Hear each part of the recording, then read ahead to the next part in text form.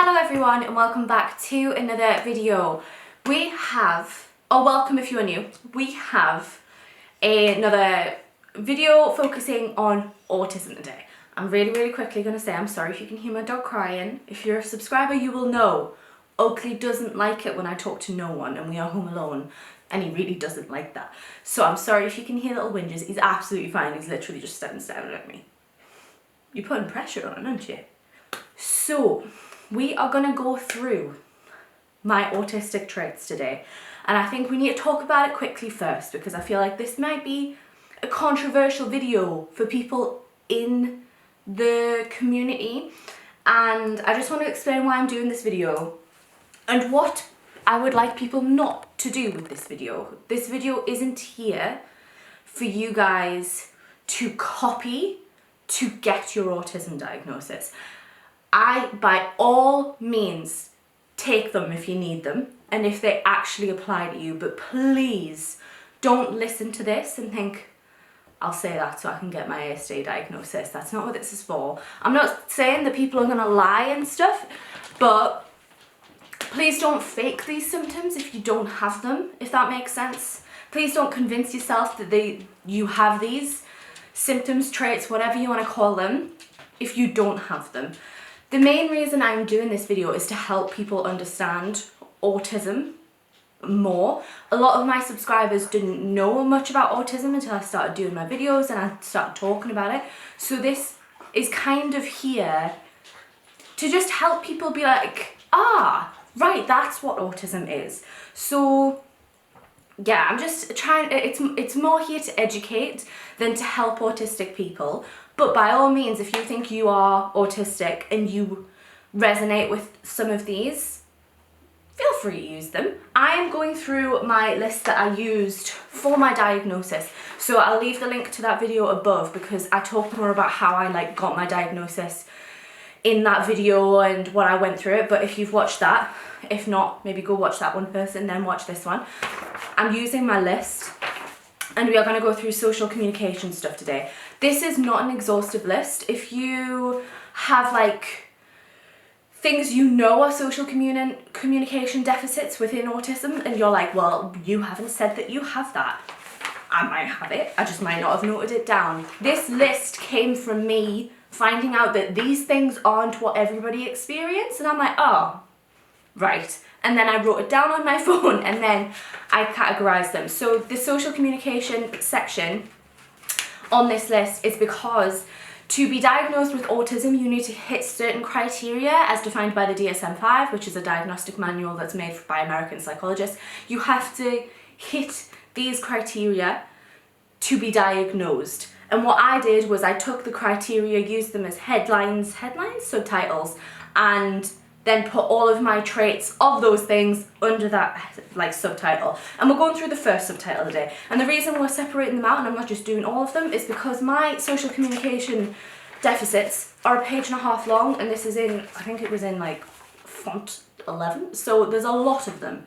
I'm gonna have to go through them quickly if I'm gonna make this video under 1.5 hours long because it takes a lot. I might skip some if I'm not comfortable talking about them. That is very much down to me and what I'm comfortable talking with. I'll try and explain them if they're a bit hard to understand, but I am going to have to go through very quickly. Also, I'm not here to argue with people. If you think that I don't go through this, you're wrong.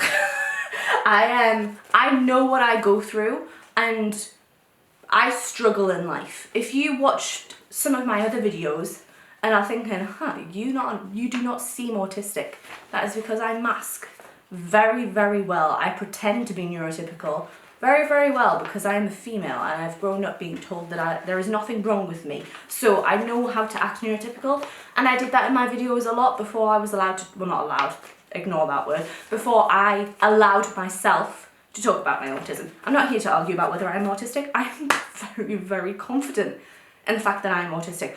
Also, one quick thing, I am going to go on to this, I promise, is I also am pretty confident that I have ADHD. So there might be some ADHD things thrown in here because I this, like I said, this was like a notes as I went along type of thing. I do have another ADHD document that we can talk through once I get my ADHD diagnosis, hopefully. Apparently that's going to be 1 to 2 years before I even have my appointment though. So there might be some ADHD stuff thrown in here, but it's mainly autism. Right, let us go through this. So these aren't in any particular order, by the way. Like I said, I literally just wrote these on my phone when I found them out or when I realised they were like autism. So first up, small talk questions drive me insane unless I'm actually interested in it.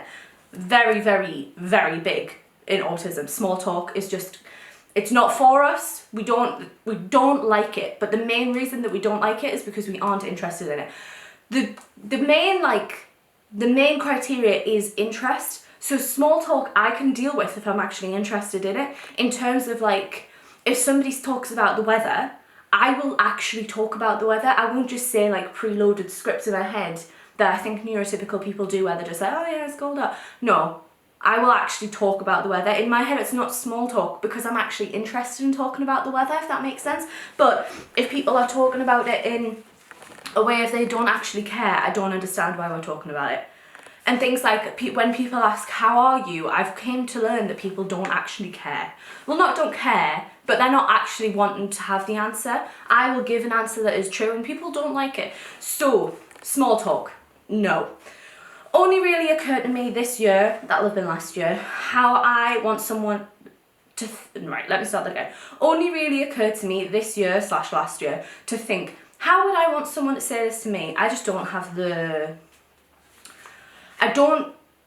capability of thinking of how somebody else would think, if that makes sense. It's a funny one because I have understood that you're meant to do that, but I've never actually thought about doing it myself. So if I had somebody I wanted to say to someone, like say if I wanted to bring something up to someone, I wouldn't think, how would I want someone to do this to me? I'd just try and think of how the best to do it is without that capability. Drives me insane when people tell me things I already know. It's pretty self-explanatory. I freaking hate it. I hate it. Also, right, if you're watching this and then if you know me or if you talk to me or comment regularly, please don't be off-put by this. I have these struggles, but like I say, I very much know that I am the neurodivergent one. Like if you are wanting to comment something and then you've heard that saying drives me insane when people tell me things I already know and you're like, oh god, I don't want to comment anything now in case she already knows it. That is fine. I understand that people don't keep a track of everything they've said in their head like I do, or like what socially anxious people do. So that is fine. Don't worry about it. But it does drive me insane, especially if like people I know regularly tell me the same thing, like Jack's grandparents. They'll tell me the same thing every time I go to see them about something that they've done, and I freaking hate it. Not to the point where I'm telling them to shut up. I understand how to be polite in society, but I just, in my head, I'm like, yeah, I know. Anyway, there are some explicit ones in here, so I am going to talk about sex, but it's not explicit, but I am going to talk about sex, so if you feel uncomfortable, just skip it. I don't understand when sex is being initiated. Pretty self-explanatory. I take everything seriously. Like everything, I take everything seriously. Jokes, this only happened this year. I only just realised that comedians lie when telling jokes. I hate it. I can't believe that they do that. It makes me really, really sad. I believe what everyone says. I'm very, very gullible, but I got told when I was younger that I was gullible, so now I also believe what everyone says is a lie. It's a bit of a double-edged sword.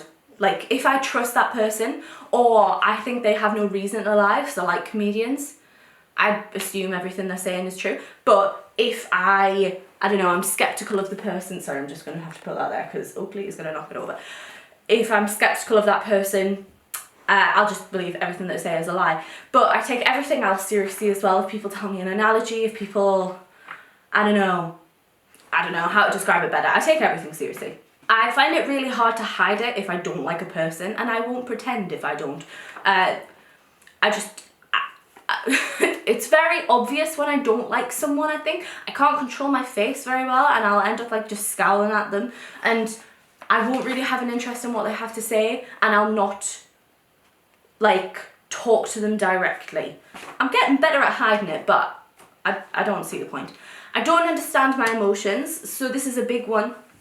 I just don't understand what the emotion that I'm feeling is. I don't know what it is. A really good way of describing it is sometimes I'll have the feeling to cry and I have no idea what it is that I'm feeling. Like, I'm not entirely sure. I'll take a stab in the dark and guess, but I don't know. I'm like, I don't know if I'm happy. I don't know if I'm like nostalgic. I don't know if I'm sad. I don't know if I'm angry. I like big emotions. I can kind of figure it out, but I don't know specific emotions. I can tend to know if it's positive or negative, but I couldn't tell you what they are in that the majority of the time. Sometimes I can, sometimes I can't even decide if they're positive or negative, but I just don't really understand my emotions. Leading on from that, I can't really control my emotions. I don't know what to do with them or how to deal with them. I don't know what to do with them.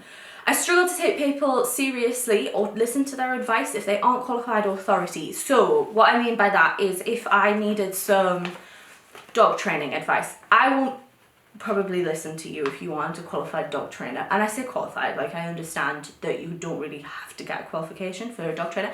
I won't listen unless you've got experience. At uni, if somebody told me just in life, if somebody says something about psychology to me, I'm not listening unless they're a professor.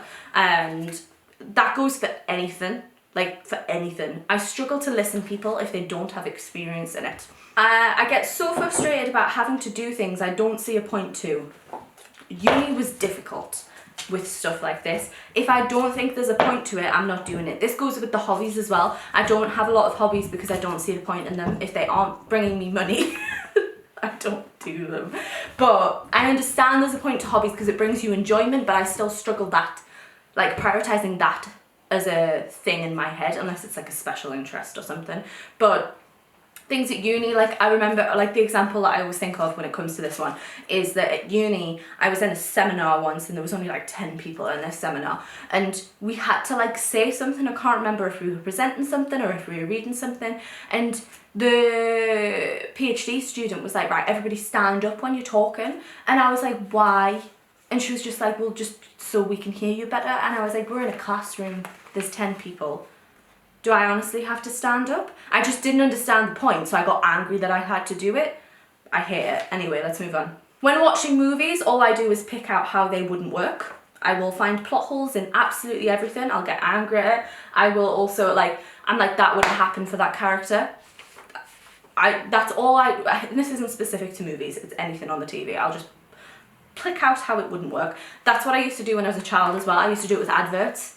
If the advert said something contradictory in it, I'd be like, no, that doesn't make any sense. I do it with any type of media I'm consuming, including books. Just be like, that wouldn't work. Especially if it's something like I'm interested in. If anything talks about psychology, I'm like, no. Fringe is a really hard watch for me, even though I really enjoy it because it's very neuroscience-y and psychology based, and I just be like, that isn't what that brain part does. Stuff like that. I can't really take, again, this is like a taken seriously thing. I take everything seriously, even if it's not there to be accurate, it's just for entertainment. That's not how my brain works. Animals make me uneasy as I don't know what their intentions or wants are. I have very much had to train myself to kind of understand what humans want. It's very much a learned thing for me. I don't instinctively know. I've had to learn it. And even then now, still can't do it. But animals, how am I meant to know what they want? They freak me out, including Oakley. I am going to do a video talking about owning a dog with autism because it's difficult. But even with Oakley it happens. Horses are my main one because they're big. And if you're annoying them and they can't tell you you're annoying them, you can die. Cows, I freaking love cows. I really want to pet one, but they scare the living hell out of me. Horses and cows are my main scary one because I'm just like, I don't know what you want. And I just don't want to annoy them. I don't want to annoy them. But anyway, let's move on. I put myself in every situation, even when it would never happen or is not relevant to me. If we are watching a movie about, I don't know, diving under the ocean, I'll be thinking about how I would do it and if I can do that job. Any single job that comes into like my sphere, whether I'm watching it on the TV, reading about it, someone's telling me about it, I'm like, could I do that job?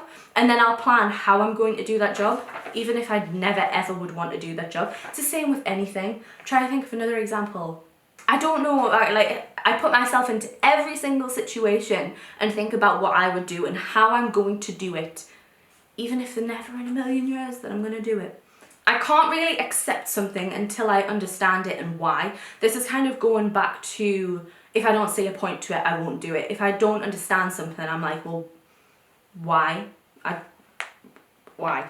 Gender and sexuality are very confusing. So this is a hard one to explain to neurotypical people, but I don't understand, right.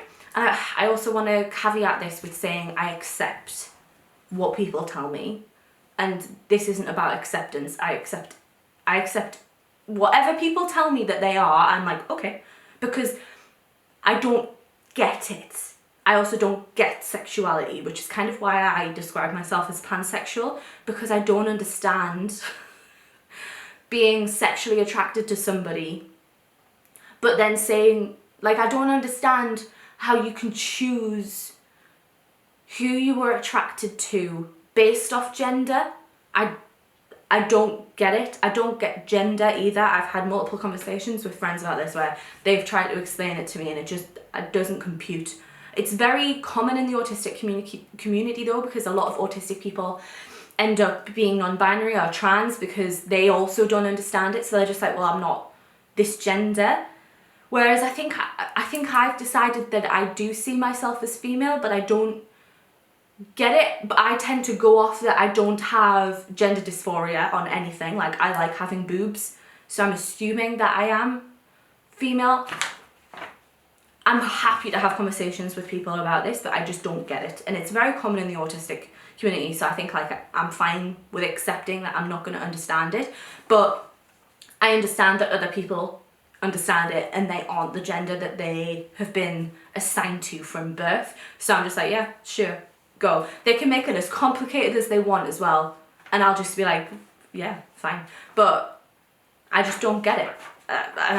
Yeah, I don't want to like hammer at the point, but that's why I'm pansexual, because I'm like, gender doesn't even come into it for me. Like, I literally, it's like I don't see gender. I don't understand it. Right, okay, let's go. I talk over people in conversations all the time. I think that's more of an ADHD thing. I just talk over people. No close friends. I've talked about that on the channel before. Can't stand broad questions. I have no idea what to answer. If somebody says, how was your day? I'm like, what do you mean? Or what did you think? I'm just like, what do you mean? What did I think about what? Like, I need specifics. A big thing in being autistic is that you focus on small points rather than big picture in everything. And that comes down to this. Please, I hate broad questions. I hate it. This happened in therapy a lot. People would just ask me, like, when I did therapy when I was a teenager, they'd ask me broad questions and I'd be like, I don't know what you mean. I don't know what you mean. And that is hard to do, to ask specific questions. Jack really struggles with it. He still asks me broad questions and I'm like, Jack, I don't know what you want. Just give me a more specific question. Used to get bullied that I had a posh accent and it came from nowhere. This is common for autistic people. I'm not, there is science behind it, but I don't know it off the top of my head. But a lot of the times we speak differently to where we've been brought up, and I went to school in Ashington, which has a very distinct Geordie accent, and I didn't really have that, and that came from nowhere. My grandparents, I live with my grandparents, they're from Sunderland, so they have an accent. I just had a posh accent, and also, I don't know if I've wrote this down anywhere, but I pick up on accents and mimic it, which I hate because people think that I'm taking the piss out of them. But if I'm around somebody who's like Welsh, I'll start speaking like with a Welsh accent, or like Australian, New Zealand, Scottish. I will literally start doing it, and I don't mind it because I find it quite funny that my brain does it, but I really, really worry that people think I'm taking the piss out of them, and it's like why are you trying to mimic me? It's literally, I can't control it. My brain is just like, they're speaking with a Welsh accent, you're going to do that too.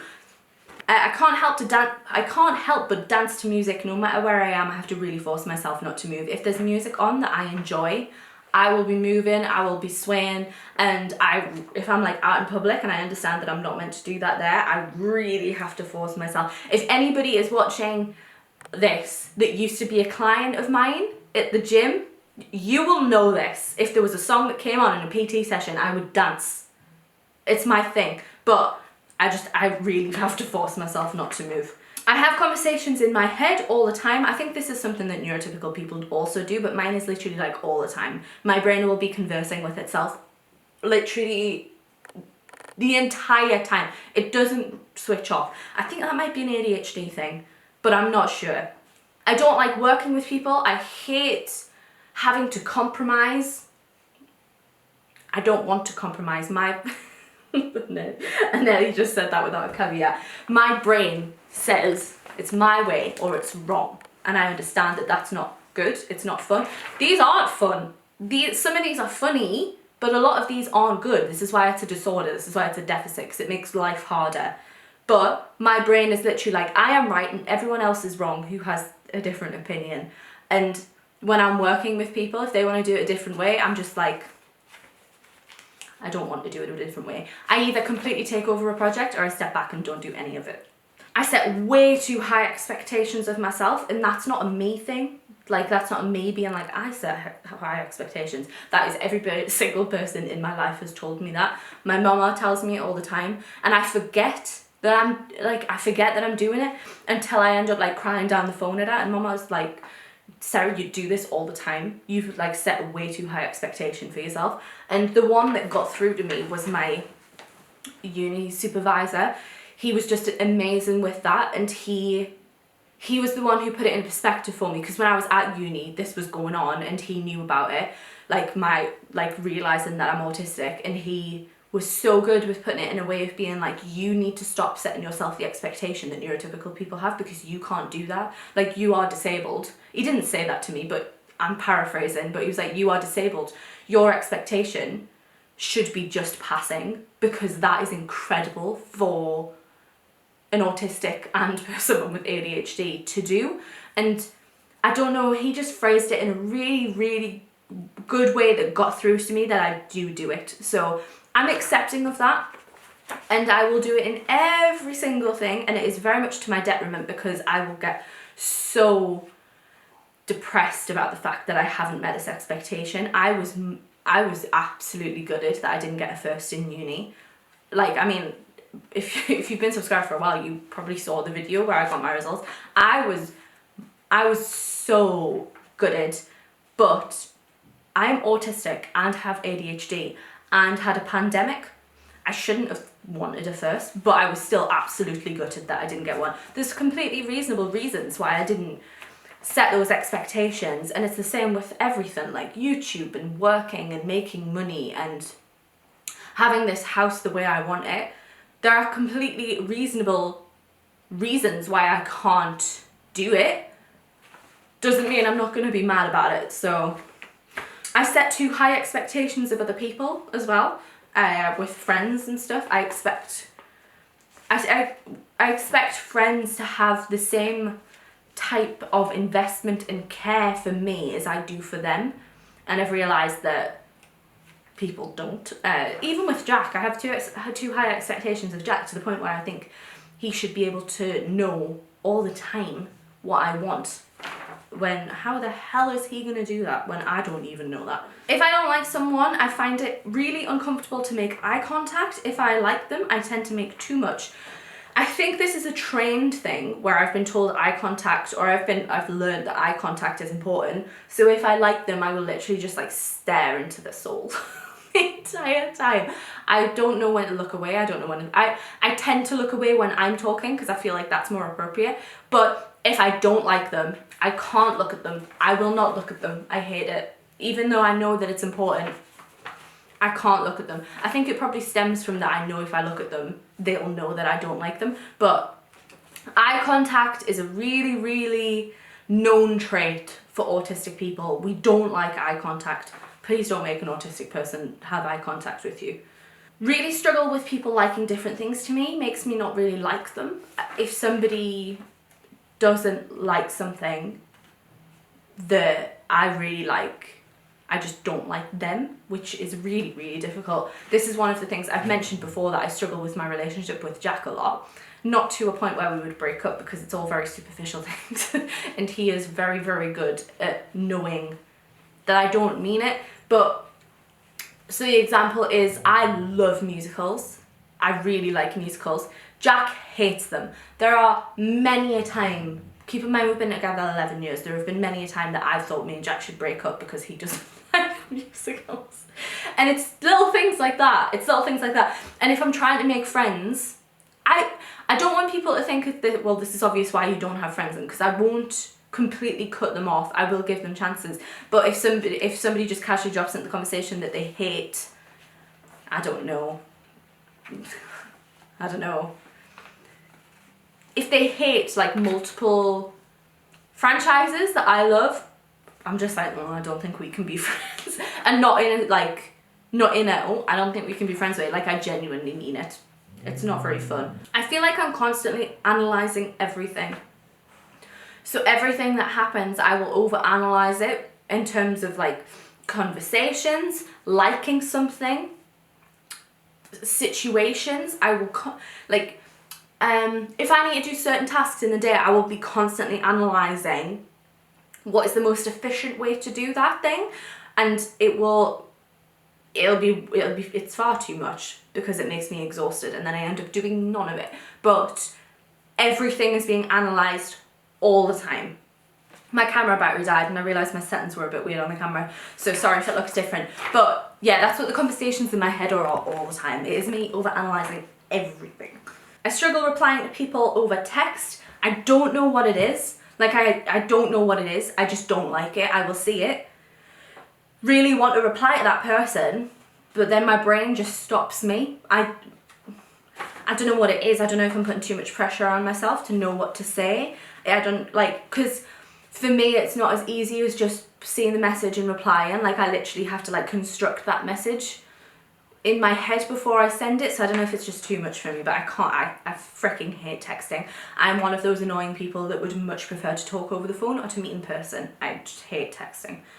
I assume everyone hates me. I think this is a funny one, because I know somebody who is autistic who assumes everyone likes them, which seems like a really fun way to live, but I am the opposite. I just assume everyone hates me.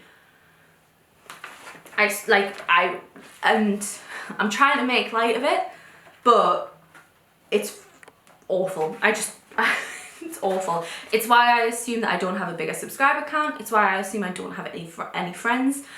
And then I overanalyze that to try and figure out why people hate me, but I can never figure it out. I am one of those people, well, I say one of those people, but I'm a person who I wish I could send out like questionnaires to everybody who has been in my life to be like, why don't we speak anymore? Why don't you like me? And can you give me some constructive criticism on how to be a better person?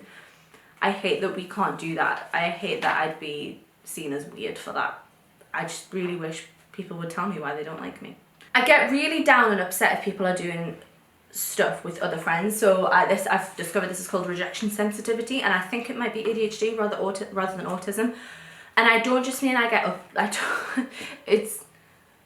don't just mean that I get a little bit sad if someone's doing something without me. I will literally cry because people are doing stuff with other people, because I think I see that as, okay, they'd rather be with that person than me, and I get really upset that they don't like me. And that can be with somebody that I see all the time. Not so much with Jack, because I literally live with him, but like at uni, I had a flatmate that I was really close to, and if she went out and did something with somebody else, I'd feel really, really, really down. So it's not very fun. Thinking about other people's lives really freaks me out. I don't know how to describe this one. I struggle talking about this with Jack, but like if I think about, this happens when I go through like housing estates. If I drive past the housing estate and I start thinking about how every person lives in a house and that house is different to my house, and everybody's just living their own lives, it makes me feel sick and it makes me want to cry. I will try and solve problems. I don't know how to just listen. Came from me over-analysing why people don't like me, but if somebody is talking to me about a problem, I will say stuff about how I've related to that problem, and then I will try and solve it for them. I don't really understand the point of just listening. I know people want that, but instinctively I don't do that. I'll be like, well, have you tried this? Could you do this? Could you do this? And I don't mean that out of like, I know people get annoyed with it from like from what I've heard from people complaining about other people, but I don't know how to do it. I have no idea how or when to exit conversations. This is dangerous because I'm worried that people don't like me because of this, because I will literally just sit with them for hours until they say that I need to go home, or they very, very explicitly say that they're like going to bed or something like that, and then I'll be like, oh, I'll leave then. I don't know when to leave a conversation. I talk to people, and like, I wish Jack was here to back me up on this. I will talk to people for hours. I love talking to people. I love it. So I'll just keep going, and I don't pick up on hints that people want me to leave. So I'll just keep going until they literally leave themselves or tell me to leave. I wish people would just be like, Sarah, you need to go now, and I'd be like, okay. I don't take offense to it, but I just don't know how to do it myself, so just tell me. Whenever I make a joke, I normally say that was funny afterwards. I will. When I read or watch someone going through certain emotions, I feel like that, and I find it hard to snap out of it. So it's like the super empathy thing. This tends to be another thing that's very like polarized in autism. Some people don't have sympathy at all, and some people, well, not don't have sympathy at all, but don't understand sympathy, and some people are like very hyper sympathetic, which is what I am. So if I read that somebody is feeling sick, I feel sick myself, or if I watch somebody who is embarrassed, I literally want to cry for them. And if I watch something that's upsetting, I will just cry and I can't stop it. And like on TikTok the other day, I saw a dog who hadn't been adopted or something, and they'd made this TikTok in a very emotional way. I just cried and I couldn't stop myself, and I feel very, very sympathetic for other people where I can't control the emotions that come out of me, and it's hard to snap out of it, especially the sickness one, because I'm like emophobic, so I'm very scared of sick or embarrassed. Yeah, I feel other people's emotions and I can't stop them from going on to myself. If I find something upsetting or worry about that person / character, I will literally just cry. It's the same, well, similar to the last one. I feel like a lot of things I do / say is because that's what people want me to say. Like if people say the how are you thing, I'll just say fine, how are you? Because I think that's what they want me to say. It's loads of different examples of that, but I think you get it. When I hear myself back, sometimes I'm really surprised at how my tone of voice is. I don't hear my tone of voice. Like I remember a big example of this one was once I was watching myself when I was younger open a present, and I said something to my sister, and in my head at the time I just said something to my sister, and when I heard it back I was like, God, I sounded so angry.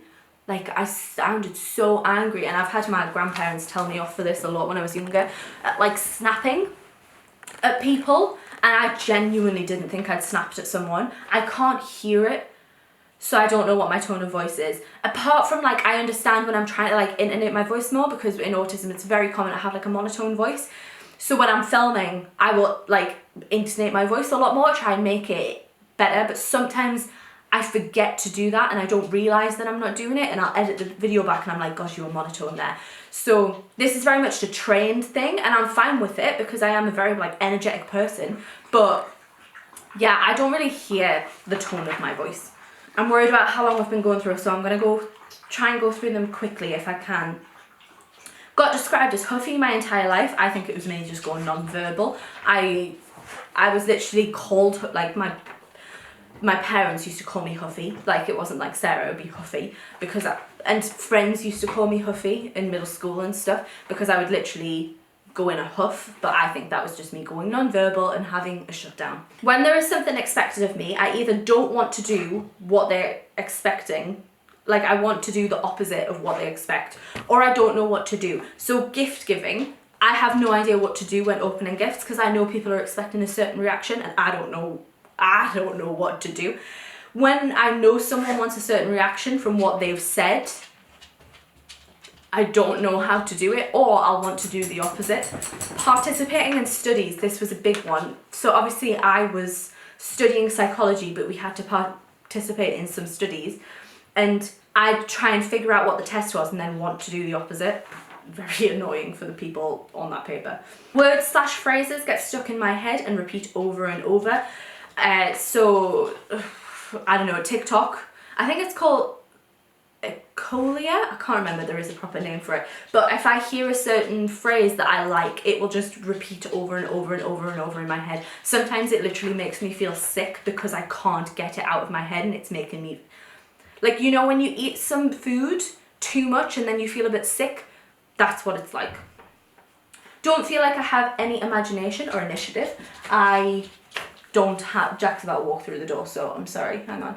So imagination, I can't really come up with things in my head that I don't like have seen. So in art, I always used to do photorealism because I couldn't just come up with stuff. When I'm reading books, if it's not something I've seen, I can't see it in my head. So I like reading books from movies is good because I just use the people that I've seen in the movies or like things that I've seen in the movies. Whereas if I haven't seen it, so Iron Widow that I just read, that was really difficult because I couldn't see the alien things, the Hunduns. I couldn't imagine what they look like in my head because I don't have imagination. Initiative, that is, if you don't tell me what you want me to do, I can't figure that out. Like, you know when people are like, oh, you just need to take initiative and do things.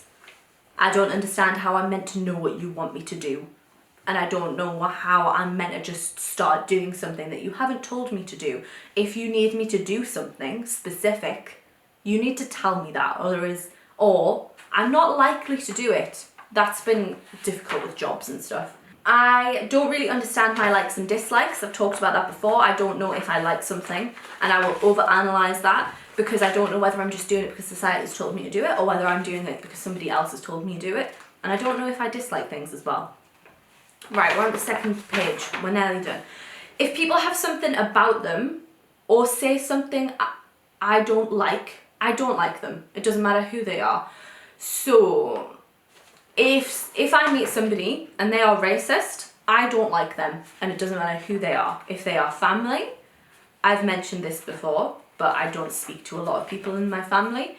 But if they say something that I don't like, I don't care who you are, I just don't like you. It makes family relationships difficult, but I'm not putting up with it.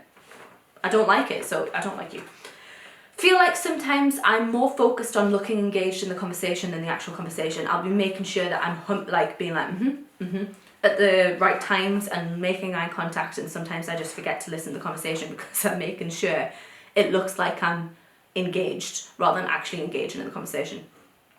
I have to practice what I'm saying in my head before I say it. Standard autistic thing. I have to make sure that what I'm saying portrays what I actually say. Phone calls, worst thing in the world because I can't practice it better. Whereas if I'm like in person with somebody, I can read their body language and stuff more to know what I need to say, whereas on the phone, awful. If there's a topic I'm not interested in being talked about, I have no idea how to interact and I just tend to zone out. If somebody's talking about a topic that I don't like football, I'm just gone. I'll be like in my own head thinking about something and I won't listen because I'm not interested, so I just don't listen. If I have something I really want to say, I will be focusing on how I can say that when people are talking. So if someone brings up a point and then keeps on talking, but I have something to say about that point, I'll be thinking about how I'm going to say that, related to the last one. And then I'll be thinking, how can I get that back into the conversation because I want to make that point about that thing. So I'll just not listen to the rest of the conversation because I'll be wanting to make that point. As a child, I never played imaginary things like dolls because I just didn't get it, and I still don't. It requires imagination. So I'm not doing it. I never played with dolls because I didn't understand. I remember going over to a friend's house once and she was playing with Bratz dolls and she was like making them talk to each other and I was like, what are you doing? Like I literally remember being like, what are you doing? Why are you, they're not real? I had Bratz dolls and Barbie dolls because I thought they were pretty.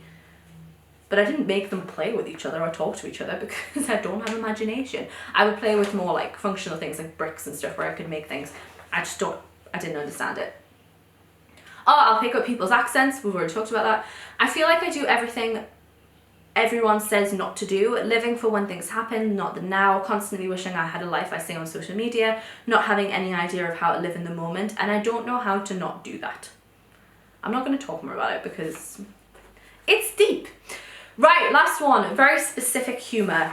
Humour is a huge one for me. I will not, it combines everything really. If somebody says something that I don't think is funny, I don't like them, nothing else they say is funny. If I think that humour is stupid, like stupid humour, and I don't mean that in like a derogatory sense, where I'm being like, that is stupid, but like silly humour, so like Family Guy and stuff like that, in my head I call that stupid humour because it is just silly humour and I don't find that funny at all. And it's not even like I can admire it, like I don't find it funny and I don't understand why other people find that funny. I understand on a surface level that everybody's allowed to have their own opinions, but in my head I'm just like, but I don't understand why you find that funny. I don't know. But I have very specific people that I find funny. And if it's not that, I don't find it funny. Anyway, that is all of the social communication. I have another page and a half on restricted patterns of behaviour, but that is a different section, so I'm going to make another video about that. But that is all of them that I have written down. Like I said, it's not an exhaustive list, so there will be stuff that I go through that I haven't written down.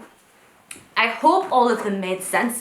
I hope they were helpful to you to start understanding things about autism. If you don't get it or you just want to learn more about it, just type in autism DSM-5 and it's literally DSMV rather than a 5, but if you type 5 it's going to come in. That will show you like the diagnostic criteria for it. It's very useful. But they're all of my traits that I went to my appointment with, and I hope that they all made sense and you can all respect them and understand that I don't mean them in a vindictive way, any of them. And I can understand that other people don't have this. Like I said, I mask a lot, so I get it, but I don't understand it, so I just accept it. Anyway, I'm going to end this video because it is so long. Thank you so much for watching. If you did enjoy it, please make sure to like it. Please make sure to subscribe. I've been trying to get to a goal of 2,500 subscribers by the end of the year. It's not looking great, but I'd like to get as close as possible. And people seem to have been enjoying the autism videos, and it really means a lot that people subscribe on those videos because then I know to do more of them. So yeah, please subscribe if you are new. But if you don't do any of those things, that is absolutely fine. Thank you for watching anyway, but I hopefully will see you in another video.